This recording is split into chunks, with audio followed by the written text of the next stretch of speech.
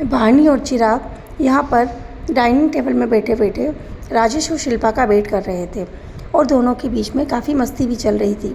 तभी राजेश और शिल्पा सीढ़ियों से उतरे। शिल्पा ने कहा, चलो बाबा, बहुत देर हो गई है, मैं खाने के लिए कुछ बना देती हूँ। ये कहकर शिल्पा किचन में गई तो वाणी ने उससे कहा, छोटी माँ, आप टेंशन मत लीजिए, सब कुछ रेडी है। मैंने और चिराग ने मिलकर सारा नाश्ता रेडी कर लिया।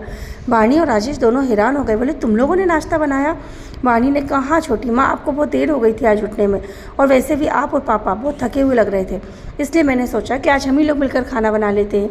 तो पहले तो हमने कुछ नाश्ता बनाया, पर चूँकि आप लोगों को और लेट हो गई थी तो हमने नाश्ते के साथ साथ कुछ खाने के लिए भी बना लिया। यह देखकर शिल्पा ने दोनों बच्चों को गले से लगा लिया। अब ये चारों जने नाश्ता करने के लिए बैठ गए। उसके बाद राजेश ने कहा, चलो बच्चों, जल्दी से अपना नाश्ता कंप्लीट करो, फिर हमें कहीं बाहर जाना है। यह सुनकर चिराग ने कहा, कहाँ जाना है पापा? किसी पार्टी में या किसी फ्रेंड के यहाँ या किसी रिलेटिव के यहाँ? सॉरी पापा, पर मैं तो यहाँ कहीं नहीं जाऊँगा। वाणी ने कहा, हाँ चाचू, मुझे भी यहाँ कहीं जाने का मन नहीं है। तो राजेश ने कहा, अरे बाबा, तुम लोग ऐसा टेंशन क्यों ले रहे हो? आज हम लोग कहीं घूमने चलेंगे। आज हम लोग सारा दिन घूमेंगे, उसके बाद हम कोई अच्छी सी मूवी देखेंगे और फिर रात को डिनर करते हुए घर लौटेंगे। अब बताओ, अब तुम लोग चलोगे या नहीं? तुम्हें कुछ काम है तो तुम रहने दो, मैं और तुम्हारी माई हो आते हैं। यह सुनकर शिल्पा और राजेश जोर जोर से हंसने लगे। तभी चिराग ने वाणी को और वाणी ने चिराग को देखा और दोनों जने एक साथ उछल पड़े और बोलने लगे, वाह, हम तो आज साथ में घूमने जाएंगे। दोनों जने बहुत खुश थे। चारों ने मिलकर अपना नाश्ता कंप्लीट किया। उसके बाद ये लोग तैयार होने लगे। तभी अचानक राजेश के फ़ोन पर चिराग का फ़ोन आया। चिराग ने अपने रूम से राजेश को फ़ोन करा और कहा, पापा, मेरे जो फ्रेंड के पापा हैं ना, वो आपसे अभी मिलना चाह रहे थे।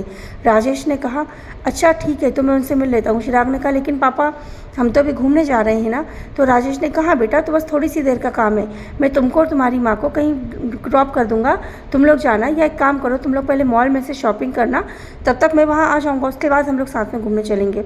और वैसे भी उनसे तो मुझे बस थोड़ी ही देर का काम है। चिराग ने कहा, ठीक है पापा, तो मैं उनको बोल देता हूँ। राजेश बहुत ज़्यादा एक्साइटेड हुआ उनसे मिलने के लिए, पर उसे दुख भी था इस बात का कि उसने खुद ही आज ये प्रोग्राम बनाया, पर वो इनके साथ नहीं जा पा रहा। पर राजेश ने सोचा, कोई बात नहीं, अगले संडे को या अभी भी थोड़ी देर में काम निपटा के वो वहाँ पहुँच ही जाएगा। शिल्पा को जैसे ही राजेश ने ये बात बताई, शिल्पा को बहुत तेज गुस्सा आया। शिल्पा उस पर चिल्लाने लगी, आप ये बाद में भी तो कर सकते हो ना, क्या ज़रूरी है आज ही उनसे मिलना? और आखिर आपको उनसे मिलना ही क्यों? मुझे तो समझ में नहीं आ रहा है कि आपको इतनी क्या जल्दबाजी है उनसे मिलने की। काम ही क्या है आपको उनसे मिलने का? हमारी लाइफ में वैसे ही प्रॉब्लम्स की कमी नहीं है, एक के बाद एक नई नई प्रॉब्लम हमारी लाइफ में आती जा रही है, और उस पर एक ही नई प्रॉब्लम। मैं तो आपको यही कहूँगी कि आपको इंस्पेक्टर से मिलना ही नहीं चाहिए और आपको हमारे साथ चलना चाहिए। तभी अचानक राजेश को गुस्सा आ गया। राजेश ने कहा, शिल्पा, तुम उन इंस्पेक्टर के नाम से इतना चिढ़ क्यों रही हो? तुम्हें पता ही ना, मैं कब से उनका वेट कर रहा था, मैं कब से उनको ढूंढ रहा था, और वो अचानक मेरे सामने आकर खड़े हुए हैं, तो मुझे उनसे मिलने क्यों नहीं दे रही हो? तुम क्या चाहती हो? क्या मैं मेरे भैया भाभी के कातिल को यूँ ही जाने दूँ? कातिल शब्द सुनकर शिल्पा को बहुत तेज गुस्सा आ गया। शिल्पा ने कहा, राजेश, तुम साबित क्या करना चाहते हो?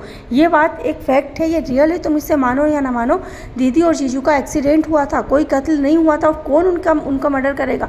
तुम पागल हो गए हो क्या? कैसी बात कर रहे हो तुम? तुम्हें कुछ समझ भी आ रहा है क्या? और तुम्हें पता है ना, उनके साथ वाणी भी थी। वाणी इतनी छोटी थी, अगर जो कोई मर्डरर होता वो वाणी को किडनैप कर सकता था, वाणी को ले जा सकता था, पर वाणी तो हमारी सही सलामत आ गई ना। इससे तो यही बात साबित होती है ना कि उनका एक्सीडेंट हुआ था। तुम क्यों इन चक्करों में पड़े हो? तुम्हें मालूम भी है इन चक्करों में तुम फंसते चले जाओगे। अभी हमारे पास जो सबसे बड़ी समस्या ये है, वो ये है कि हमें बच्चों को खुश रखना है, बच्चों को हर चीज़ की खुशी देना है, पर तुम हो कि तुम समझने को ही तैयार नहीं हो। ये बात सुनकर राजेश ने कहा, शिल्पा, मैं समझ सकता हूँ, पर तुम भी तो मेरी परेशानी समझो। मुझे 100% यकीन है कि भैया की कार का कभी एक्सीडेंट हो ही नहीं सकता। कुछ तो बात थी जो हमसे छुपाई जा रही है और मुझे इस बात तक पहुँचना है। खैर, तुम टेंशन मत लो, मैं तुम्हें और बच्चों को मॉल में ड्रॉप कर दूँगा। तुम मॉल में बच्चों को घुमाना, खिलाना, पिलाना, जितनी शॉपिंग करना है करना, और बस उसके बाद फिर मैं वहाँ आ जाऊँगा और फिर हम कहीं भी चलेंगे। और वैसे भी अभी इतनी दोपहर में तो हम घूमने जा नहीं सकते, तो इस समय तो मॉल ही सही रहेगा। शिल्पा ने कहा, ठीक है बाबा, आपको जैसा सही लगे आप करो, आप मुझे और बच्चों को ड्रॉप कर दीजिए, उसके बाद आपको जैसा ठीक लगता है आप कीजिए। शिल्पा ने कहा, तो राजेश ने कहा, ठीक है, एक काम करता हूँ, मैं एक कार और रख लेता हूँ, तुम अपने लिए भी एक कार रख लेना, ताकि अगर मान लो मुझे देर हो जाए आने में तो तुम्हारे पास कार रही और तुम्हें कहीं जाना हो तो तुम वहाँ से जा सको। शिल्पा ने कहा, ठीक है, आपको जो सही लगता है आप कीजिए। ऐसा कहकर ये चारों घर से निकल गए। चिराग ने राजेश को उन इंस्पेक्टर साहब का नंबर दे दिया और लोकेशन बता दी कि वो आज उनसे कहाँ मिलने वाले हैं।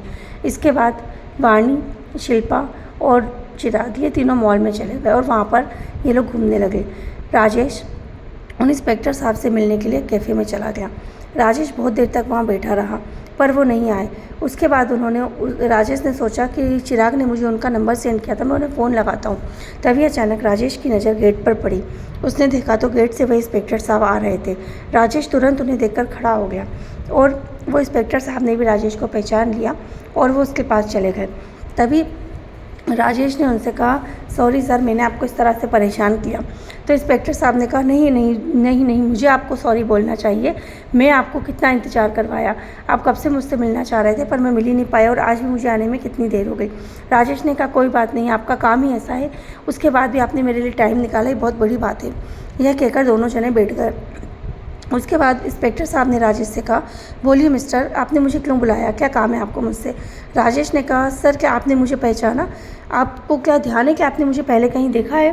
तो इंस्पेक्टर साहब ने कहा, जी नहीं, मुझे तो ऐसा कुछ ध्यान नहीं आ रहा, पर हाँ पता नहीं क्यों जब उस दिन मैं आपके घर आया था तो मुझे ऐसा लगा कि मैं यहाँ आ चुका हूँ। पर एक्चुअली क्या है ना, हमारा काम ही कुछ ऐसा है कि हमारा कई लोगों से मिलना जुलना होता है, कई घर जाना होता है, तो हम इतना कंफ्यूज रहते हैं कि हम इस बात पर इतना ध्यान ही नहीं देते। खैर आप बताइए मुझे।